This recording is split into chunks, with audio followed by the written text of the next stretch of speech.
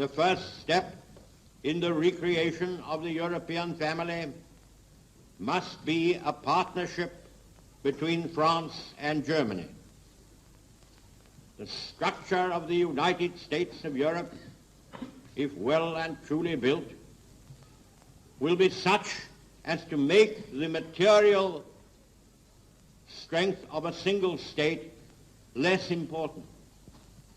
Small nations will count as much as large ones and gain their honor by their contribution to the common cause.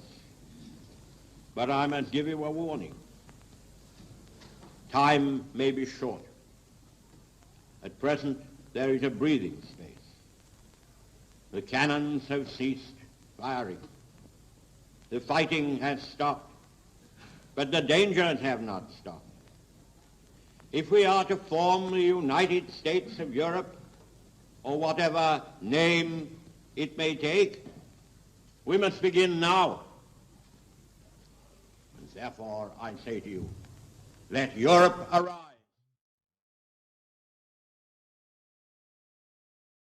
One of the most revealing passages in Churchill's memoirs describes an exchange between himself and Stalin when the two warlords carved up the political boundaries of Europe, not on official policy documents, but a half sheet of paper. The moment was apt for business, Churchill wrote. So I said to Stalin, let us settle about our affairs in the Balkans. Your armies are in Romania and Bulgaria.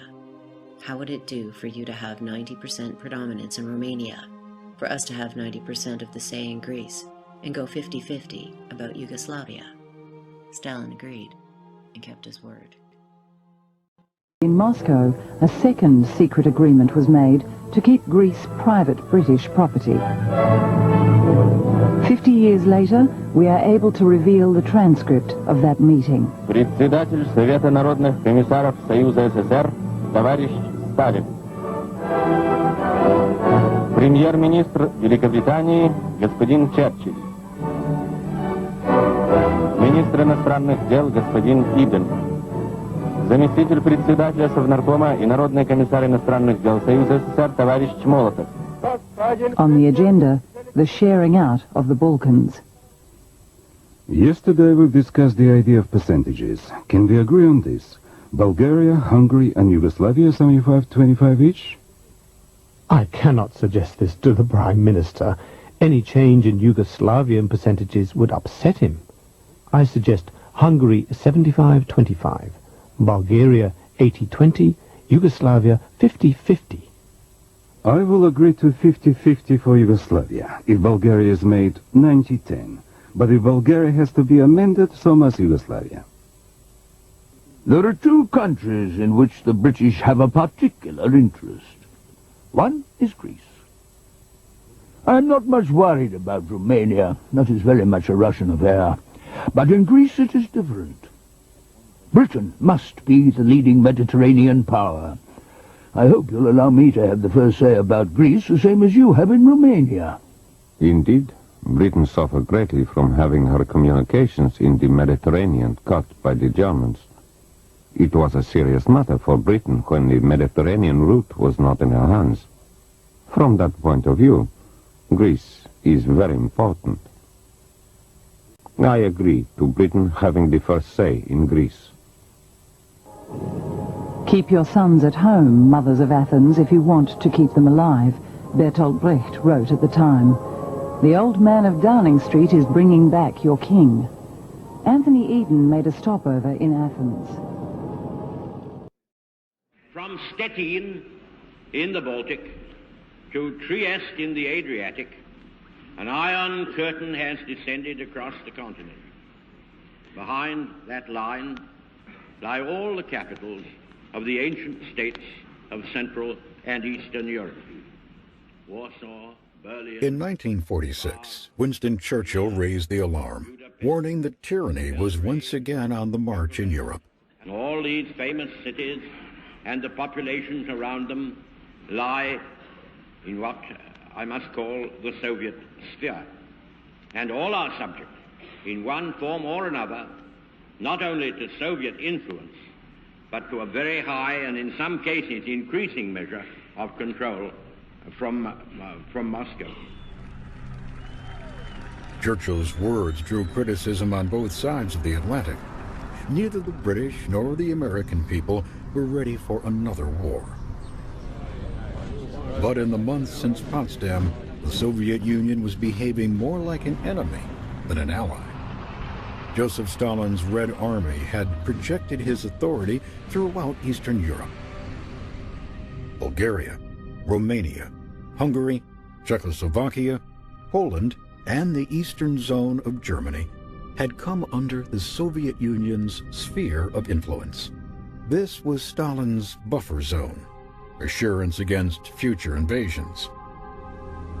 Initially, Stalin handpicked candidates to join coalition governments in these countries, but slowly all opposing factions were eliminated until only the hardline communists remained. Many Eastern Europeans fled to escape the coming storm. Millions of others were forcibly deported. Scenes of mass expulsions were seared into the mind of one American intelligence officer. 27 boxcars packed and heading east to the Soviet work camps. Stalin continued to test the limits of the World War II Grand Alliance. He warned his people that war with the West was inevitable. Washington was at a loss to explain the hostility. What did the Soviet leader want? Were his ambitions limitless? The best answer came from George F. Kennan, who had spent years observing the Kremlin as an American diplomat stationed in Moscow. In an 8,000-word dispatch to Washington, now known as the Long Telegram, Kennan deciphered the Soviet riddle.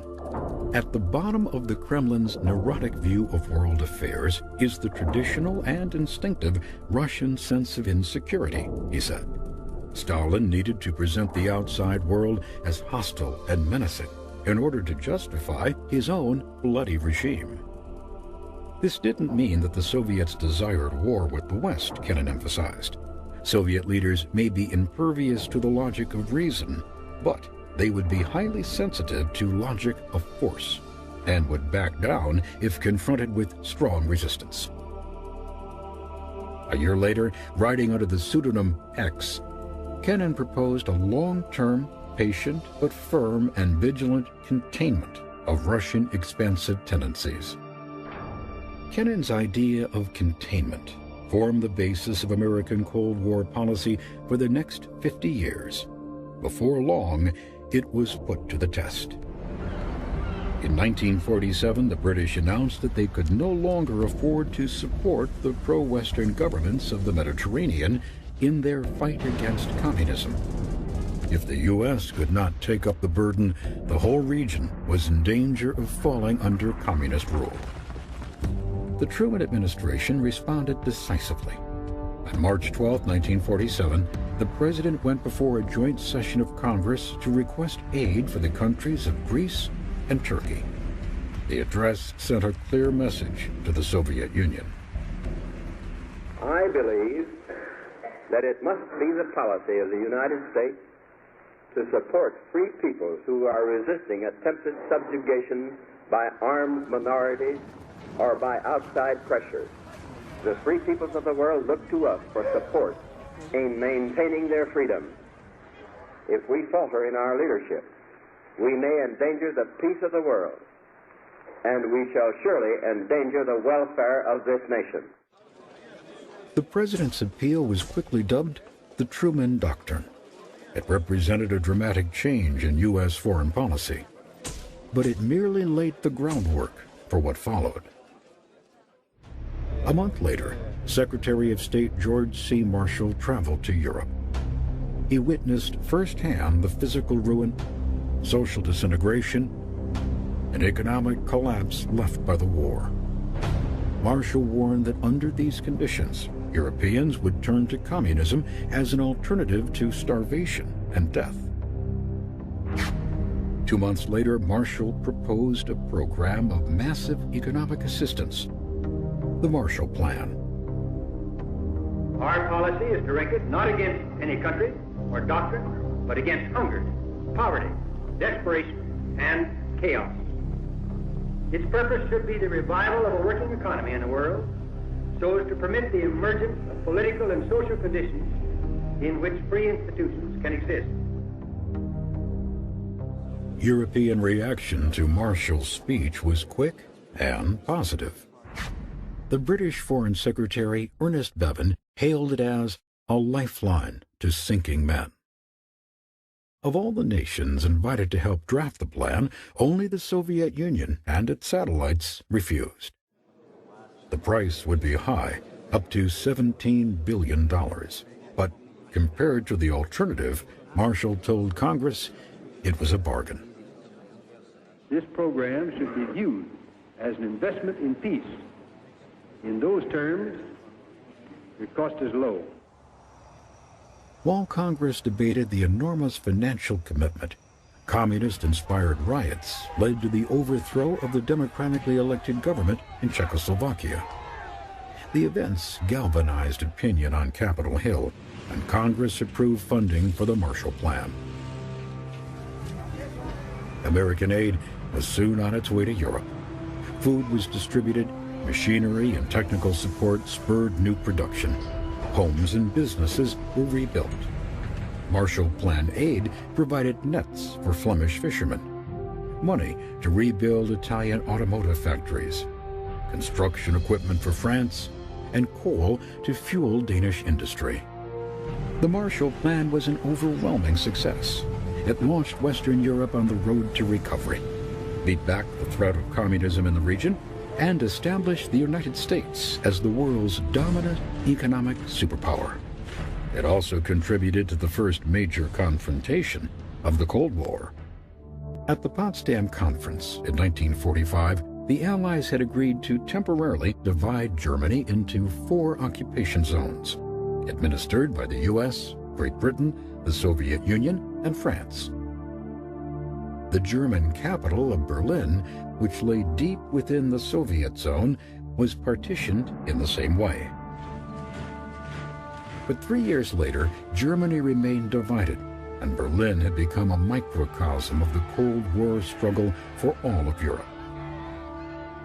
The Soviet foreign minister emphasized the importance of the German capital. What happens to Berlin happens to Germany. What happens to Germany happens to Europe. The Soviets had plundered the eastern zone of Germany, hauling off machinery, equipment, train tracks, even entire factories to rebuild the Soviet Union.